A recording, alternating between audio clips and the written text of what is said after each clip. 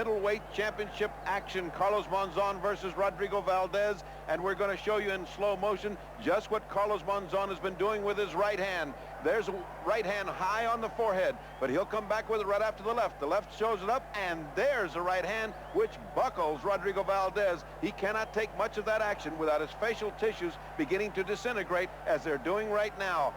The action is about to start.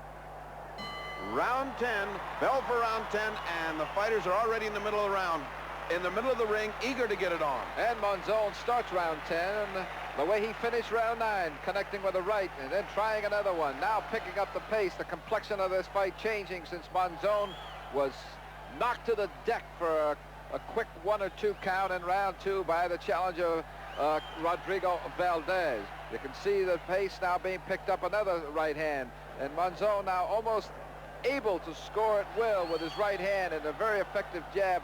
He's a master, a boxing master here as you watch him jab, get his opponent off balance, jab him again, right hand.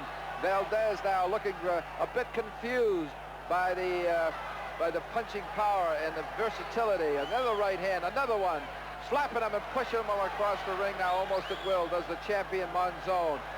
Really got the challenger on the run here, and the game challenger Valdez in the white trunks, fighting a tough game guy, trying to come back, a former champion himself, facing, however, one of the great champions in the middleweight division of all time. It's scheduled for 15, and we are midway now through round number 10.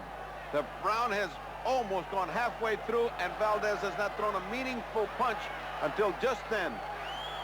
Such is the power of Carlos Monzon and his ability to punch in series of punches.